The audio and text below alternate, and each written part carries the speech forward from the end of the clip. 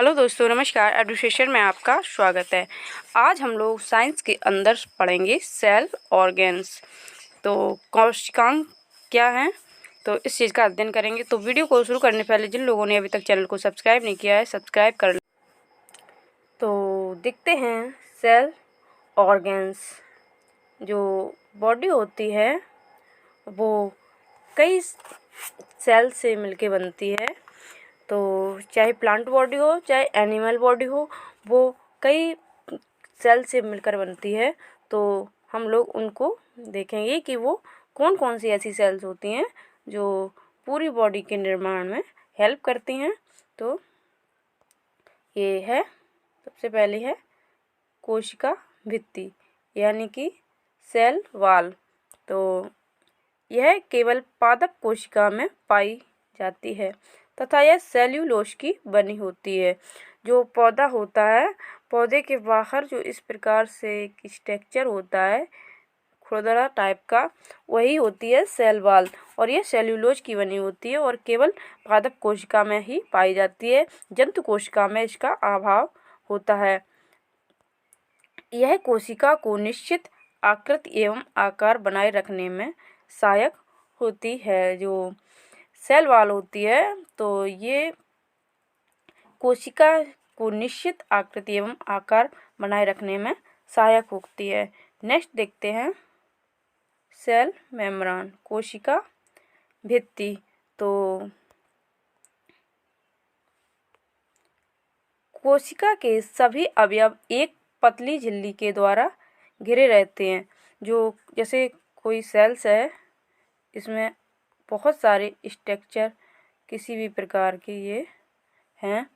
तो ये जो सारे अवयव हैं वो एक पतली झिल्ली द्वारा, इस प्रकार से एक झिल्ली है, इसके द्वारा एक कवर होते हैं। इस झिल्ली को कोशिका झिल्ली कहते हैं। यह अर्धपारगम झिल्ली यानी कि सेमी परमिएबल मेम्ब्रेन होती है। इसका मुख्य कार्य कोशिका के अंदर जाने वाले एवं अंदर से बाहर आने वाले पदार्थों का निर्धारण करना होता है। जो ये सेल मेम्ब्रेन होती है, इसका जो मेन कार्य होता है वो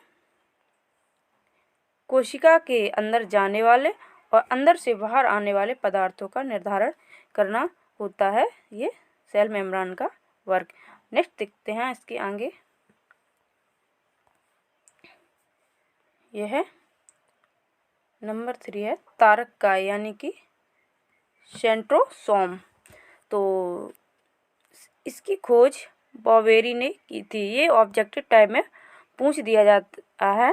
जैसे ऑब्जेक्टिव में पूछ दिया जाए कि तारक काय या सेंट्रोसोम की खोज किसने की थी, तो इसकी खोज बॉवेरी ने की थी। आगे देखते हैं। यह केवल जंतु कोशिकाओं में पाया जाता है। तो ये भी एक बहुत स्पेशल कैरेक्टर है कि ये जंतु कोशिकाओं में पाया जाता है। जो पादप कोशिकाएं होती हैं उसमें इनका, प्लांट सेल्स में इसका अभाव होता है यानी कि एब्सेंट होती हैं। तो आगे देखते हैं। इसके अंदर एक या दो कण जैसी रचना होती हैं। जो तारक काय होता है तो उसके तारक काय ऐसा है मान लो, तो इसके अंदर सिर्फ एक या दो कण टाइप की रचनाएं होती हैं जिसे सेंट्रियोल कहते हैं। समसूत्री विभाजन में यह ध्रुव का निर्माण करता है। तो ये सेंट्रोसोम है, इसका एक महत्वपूर्ण वर्क है वो है समसूत्रीय विभाजन में। जब समसूत्री विभाजन यानी कि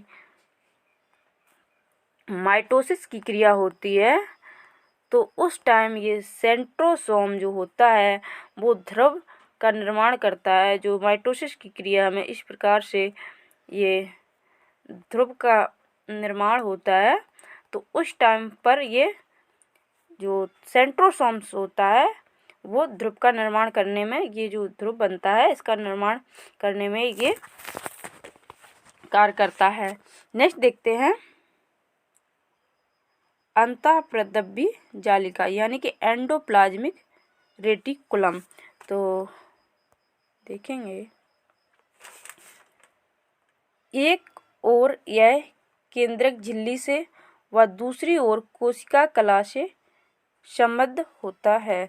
जो एंडोप्लाज्मिक रेटिकुलम होता है तो यह केंद्रक झिल्ली से एक और दूसरी ओर कोशिका कला से संबद्ध यानी कि जुड़ी होती है। इस जालिका के कुछ भागों पर किनारे किनारे छोटी छोटी कणिकाएं लगी होती हैं। इस जालिका के कुछ भागों पर जो एंडोप्लाज्मिक रेटिकुलम होता है तो इस पर जो किनारे के ऊपर ऐसे ऐसे छोटी छोटी कणिकाएं यानी कि इस प्रकार से संरचनाएं लगी होती हैं, कणिकाएं लगी रहती हैं जिन्हें राइबोसोम्स कहते हैं। तो यानी कि जो राइबोसोम्स होते हैं इनका जो स्थान होता है वो एंडोप्लाज्मिक रेटिकुलम में होता है। यानी कि जो एंडोप्लाज्मिक रेटिकुलम होता है उनमें जो इस टाइप की संरचनाएं पाई जाती हैं, कण टाइप की जो संरचनाएं पाई जाती हैं उनको राइबोसोम्स कहते हैं।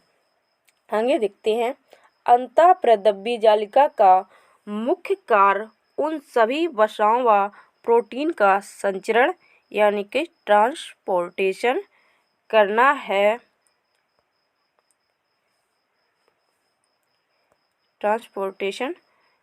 है। जो विभिन्न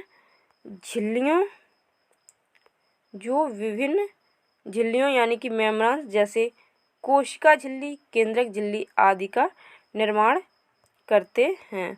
तो ये जो एंडोप्लाज्मिक रेटिकुलम है इसका मेन फंक्शन सभी वसाओं व प्रोटीन का ट्रांसपोर्टेशन करना है।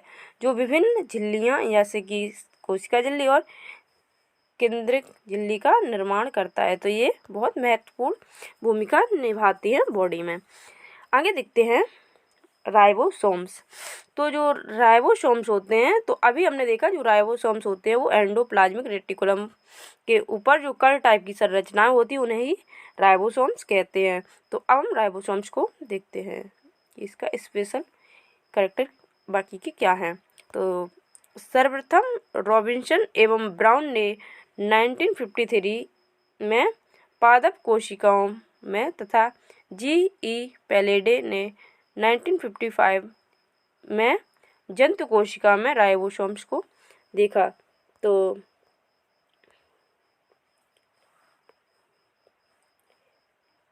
जो रॉबिन्सन ब्राउन थे इन्होंने 1955 में देखा और जी.ई. पैलेडे थे इन्होंने 1955 में इन्होंने देखा था पादप कोशिका में और इन्होंने जंतु कोशिका में राइबोसोम्स को देखा।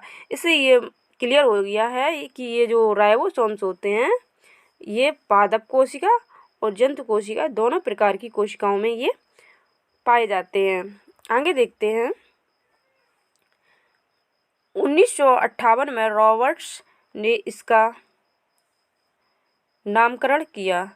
तो यहाँ पे ऑब्जेक्टिव टाइप में 3 प्रकार के क्वेश्चन बन रहे हैं कि जो राइबोसोम्स होते हैं उनका जो पादप कोशिका में सबसे पहले रॉबिन्सन और ब्राउन ने देखा था और जंतु कोशिका में इसको जी पैलाडे ने देखा है और जो इसका नामकरण किया है वो 1958 में रॉबर्ट्स ने इसका नामकरण किया है।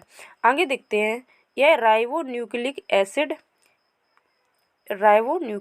एसिड यानी कि आरएनए नामक अम्ल व प्रोटीन का बना होता है। जो राइबोसोम होता है वो राइबोन्यूक्लिक एसिड नामक अम्ल एवं प्रोटीन का बना होता है। यह प्रोटीन संश्लेषण के लिए उपयुक्त स्थान प्रदान करता है। यानी कि जो राइबोसोम्स होता है वहाँ पर प्रोटीन संश्लेषण यानी कि प्रोटीन सिंथेसिस की क्रिया होती है, अर्थात यह प्रोटीन का उत्पादन स्थल है। यहीं पर प्रोटीन का उत्पादन होता है ये भी कहा जा सकता है क्योंकि यहाँ पर प्रोटीन संश्लेषण की क्रिया होती है तो यहीं पर प्रोटीन का उत्पादन स्थल है ये कहा जाता है। इसीलिए इसे प्रोटीन की फैक्ट्री भी कहा जाता है। जब प्रोटीन का उत्पादन हो रहा है तो उसे प्रोटीन की फैक्ट्री भी कहा जाता है। तो यह है राइबोसोम्स। आगे देखते हैं नेक्स्ट है माइटोकॉन्ड्रिया। तो माइटोकॉन्ड्रिया को हम लोग देखेंगे। इसकी खोज अल्टमान ने 1886 में की थी। तो ये ऑब्जेक्टिव टाइप में पूछा जाता है कि जैसे माइटोकॉन्ड्रिया की खोज किसने की थी, तो माइटोकॉन्ड्रिया की खोज जो है आल्टमान ने 1886 में की थी और बेंडा ने इसका नामकरण माइटोकॉन्ड्रिया दिया। जो इसकी माइटोकॉन्ड्रिया की खोज तो आल्टमान ने 1886 में की है और इसका जो माइटोकॉन्ड्रिया नाम दिया है वो दिया है बेंडा ने।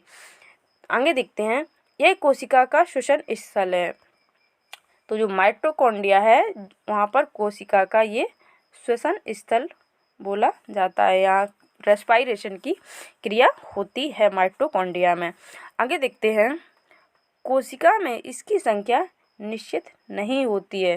जो कोशिका होती है वहाँ पर माइटोकॉन्ड्रिया का नंबर क्लियर नहीं होता है कि वहाँ किसी कोशिका में माइटोकॉन्ड्रिया के कितने नंबर्स होंगे, यानी कि कितनी संख्या में माइटोकॉन्ड्रिया होंगी। आगे देखते हैं, ऊर्जा युक्त कार्बनिक पदार्थों का ऑक्सीडेशन माइटोकॉन्ड्रिया में होता है। जो कार्बनिक पदार्थ होते हैं उनका जो ऑक्सीडेशन होता है वो माइटोकॉन्ड्रिया में होता है, जिससे काफ़ी मात्रा में ऊर्जा प्राप्त होती है। तो इसीलिए माइटोकॉन्ड्रिया को कोशिका का शक्ति केंद्र यानी कि पावर हाउस ऑफ सेल्स कहते हैं। तो अक्सर एग्जाम्स में ऑब्जेक्टिव टाइप में क्वेश्चन पूछा जाता है कि पावर ऑफ सेल्स क्या है। तो पावर ऑफ सेल जो होता है वो माइटोकॉन्ड्रिया को बोला जाता है, कोशिका का शक्ति गृह जो है माइटोकॉन्ड्रिया को बोला जाता है। आगे देखते हैं, इसे यूकैरियोटिक कोशिकाओं के भीतर प्रोकैरियोटिक कोशिकाओं माना जाता है। जो माइटोकॉन्ड्रिया है वो यूकैरियोटिक कोशिकाओं के अंदर प्रोकैरियोटिक कोशिकाओं की भांति भी कार्य करता है। अब हम लोग देखते हैं इसका स्ट्रक्चर। तो ये है एक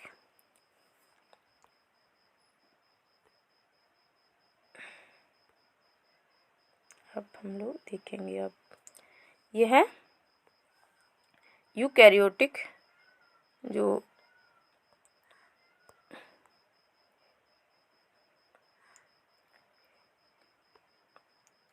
देखते हैं, ये है न्यूक्लियस।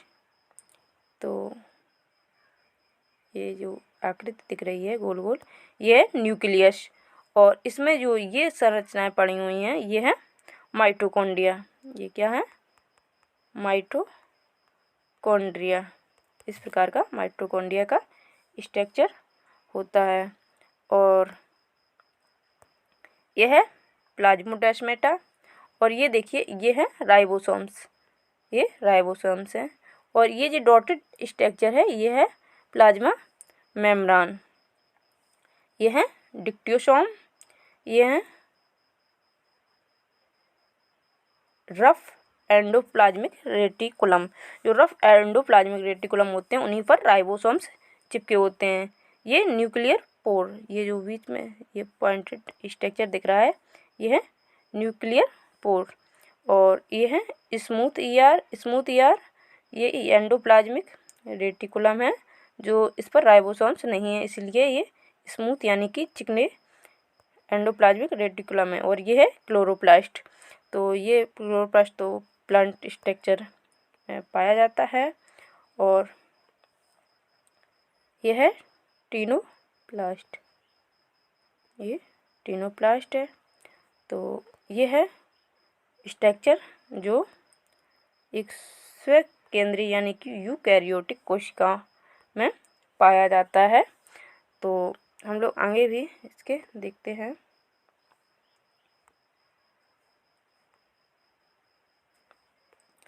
नेक्स्ट देखते हैं गाल्जी काया, गाल्जी बॉडी। तो जो गाल्जी काय है तो इसकी खोज कैमिलो गाल्जी यानी कि जो इटली के थे इन्होंने इसकी खोज की थी। इटली के वैज्ञानिक कैमिलो गाल्जी ने गाल्जी काय की खोज की थी।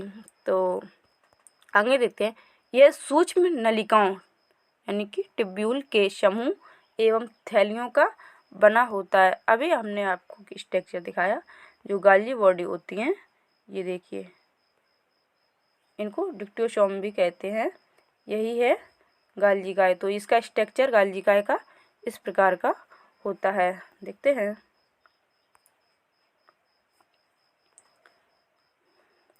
यह सूक्ष्म नलिकाओं के समूह एवं थैलियों का बना होता है। गाल्जी काय में कोशिका द्वारा संश्लेषित प्रोटीनों व अन्य पदार्थों की पुटिकाओं के रूप में पैकिंग की जाती है। ये पुटिकाएं गंतव्य स्थान पर उस पदार्थ को पहुंचा देती हैं। यदि कोई पदार्थ कोशिका से बाहर स्रावित होता है तो उस पदार्थ वाली पुटिकाएं उसे कोशिका झिल्ली के माध्यम से बाहर निकलवा देती हैं। तो ये जो गोल्जी काय होता है, तो ये कोई पदार्थ यदि कोशिका से बाहर स्रावित होता है तो उस पदार्थ वाली पुटिकाएं उसे कोशिका झिल्ली के माध्यम से बाहर निकलवा देती हैं।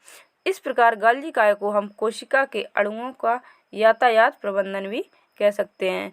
यानी कि जो बॉडी में जो कई प्रकार के जो अणु होते हैं उनका इधर से उधर लेके आना और जाना इनका कार्य होता है। तो यही इसीलिए इनको यातायात प्रबंधक भी कहते हैं। मतलब किसको किधर ले जाना है, ये इनका कार्य है। तो देखते हैं, ये कोशिका भित्ति एवं लाइसोसोम्स का निर्माण भी करती हैं। तो जो गोल्जी काय होते हैं वो कोशिका भित्ति यानी कि सेल मेम्ब्रेन और लाइसोसोम्स का निर्माण भी करते हैं।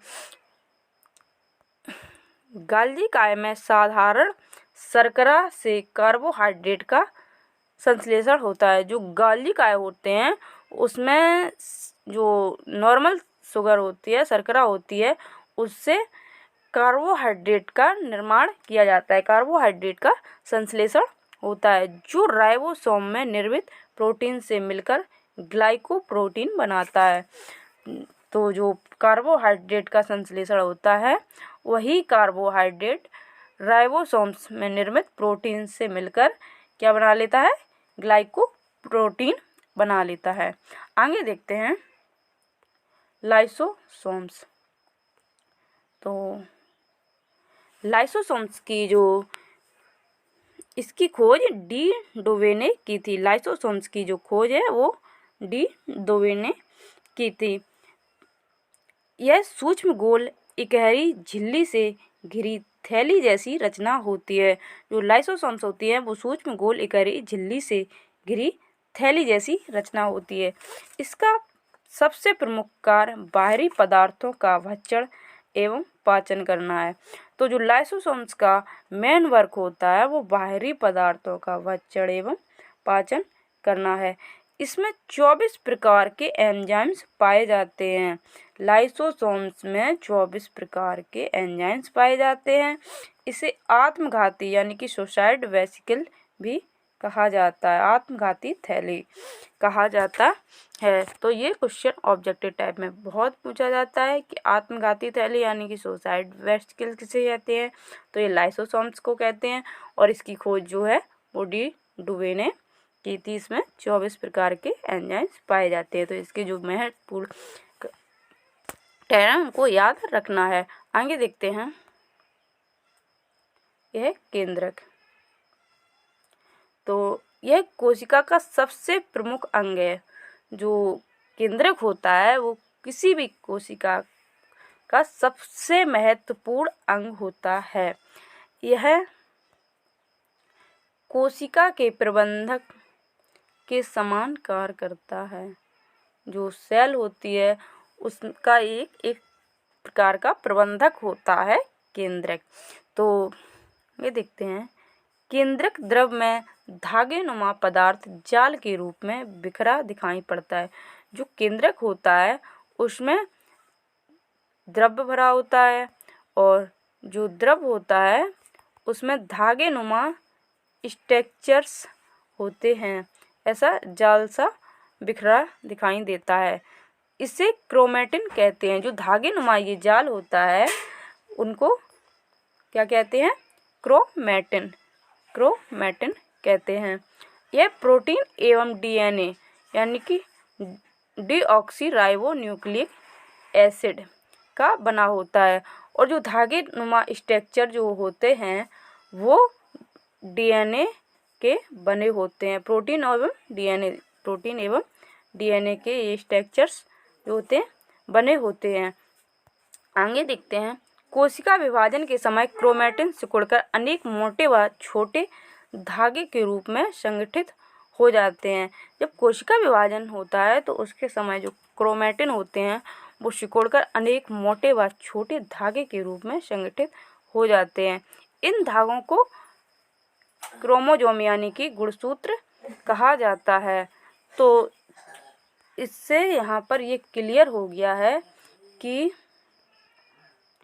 जो गुणसूत्र हैं तो वो सीधी सी बात है प्रोटीन और डीएनए के बने होते हैं। जो गुणसूत्र होते हैं वो प्रोटीन एवं डीएनए के बने होते हैं। आगे देखते हैं, प्रत्येक जाति के जीवधारियों में सभी कोशिकाओं में केंद्रक में गुणसूत्रों की संख्या निश्चित होती है और जो कोई भी कोशिका हो उसमें गुणसूत्रों की संख्या निश्चित होती है। जैसे मानव में 23 जोड़ा, चिंपैंजी में 24 जोड़ा, बंदर में 21 जोड़ा। प्रत्येक गुणसूत्र में जेली के समान गाढ़ा भाग होता है जिसे मैट्रिक्स कहते हैं।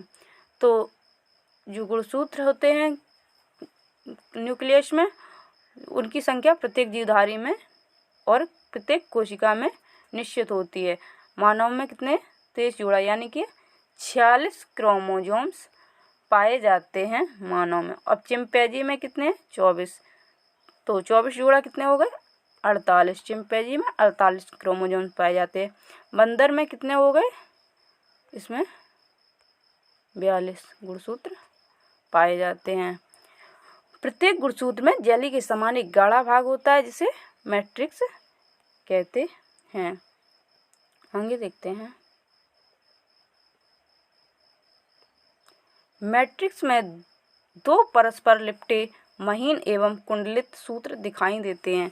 जो मैट्रिक्स होता है उसमें दो परस्पर लिपटे महीन एवं कुंडलित सूत्र दिखाई देते हैं जिन्हें क्रोमोनिमेटा कहते हैं। प्रत्येक क्रोमोनिमेटा एक अर्ध गुणसूत्र कहलाता है। इस प्रकार प्रत्येक गुणसूत्र दो क्रोमेटिड का बना होता है। दोनों क्रोमेटिड एक निश्चित स्थान पर एक दूसरे से जुड़े होते हैं जिन्हें सेंट्रोमियर कहते हैं। इस प्रकार की होती है गुणसूत्र की संरचना। आगे देखते हैं, गुणसूत्रों पर बहुत से जीन्स स्थित होते हैं। जो क्रोमोसोम होते हैं उस पर इस प्रकार से जीन्स गोल गोल पॉइंट में लगे रहते हैं, ये इन्हें जीन्स बोलते हैं, जो एक पीढ़ी से दूसरी पीढ़ी तक लक्षणों को हस्तांतरित करते हैं। यानी कि जो बॉडी में कैरेक्टर्स जो एक पीढ़ी से दूसरी पीढ़ी में जाते हैं वो जाते हैं जीन की वजह से, जो गुणसूत्र पर स्थित होते हैं। और इनका यही कारण होता है कि पीढ़ी दर पीढ़ी जो लक्षण हैं उनको हस्तांतरित करना। और आगे देखते हैं,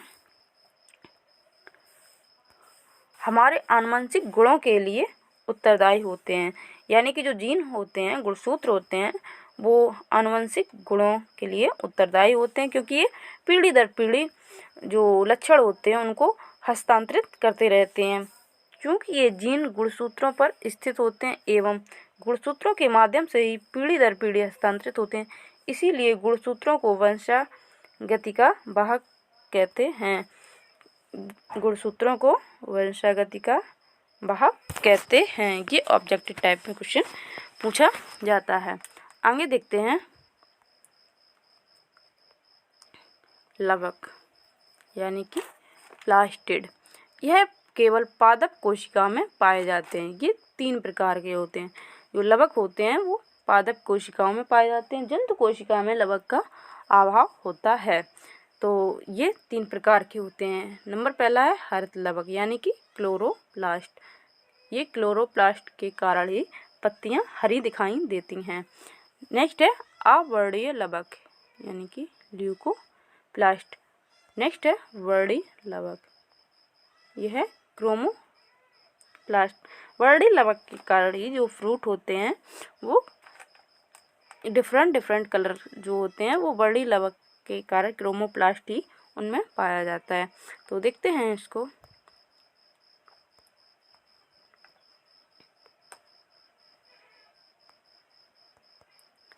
ये हरित लवक यानी कि क्लोरोप्लास्ट, तो यह हरे रंग का होता है। इसके नाम से ही लगता है जैसे हरित लवक, तो ये हरे रंग का होता है क्योंकि इसके अंदर एक हरे रंग का पदार्थ क्लोरोफिल होता है। जो क्लोरोप्लास्ट होता है उसके अंदर क्या पाया जाता है, वर्णहरित यानी कि क्लोरोफिल पाया जाता है, जिसके कारण ये पत्तियां हरे रंग की दिखाई देती हैं। इसी की सहायता से पौधा प्रकाश संश्लेषण करता है। तो जो क्लोरोफिल होता है वो प्रकाश संश्लेषण यानी कि फोटोसाइंथेसिस की क्रिया के लिए बहुत ही महत्वपूर्ण है और भोजन बनाता है। जो पौधे होते हैं वो क्लोरोफिल से ही प्रोटीन साइंथेसिस प्रकाश संश्लेषण करते हैं और भोजन का निर्माण करते हैं। इसीलिए हरित लवक को पादप कोशिका की रसोई कहते हैं। तो जो हरित लवक होता है, क्लोरोप्लास्ट होता है, उसे पादप कोशिका की रसोई कहते हैं। पादप कोशिका की रसोई कहते हैं। ये ऑब्जेक्टिव टाइप में क्वेश्चन पूछा जा सकता है। और ये भी पूछा जाता है क्लोरोप्लास्ट में क्या पाया जाता है, क्लोरोफिल पाया जाता है। इसी के कारण पत्तियां हरी होती हैं और ये जो फोटोसाइंथेसिस की क्रिया होती है वो इसी के कारण होती है और भोजन इसी से बनता है। आगे देखते हैं।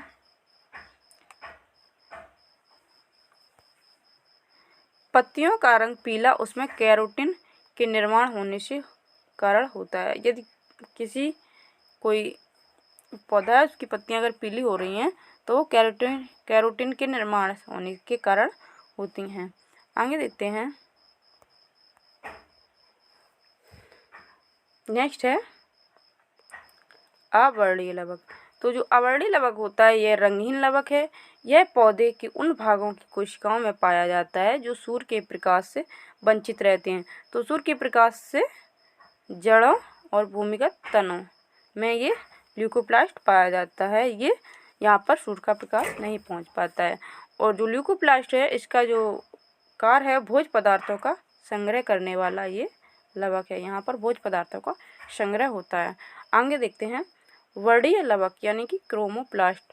तो ये जो वर्णीय लवक है ये रंगीन लवक है जो प्रायः लाल, पीले, नारंगी रंग के होते हैं। ये पौधे के रंगीन भाग जैसे पुष्प, फलभित्ति, बीज आदि में पाए जाते हैं।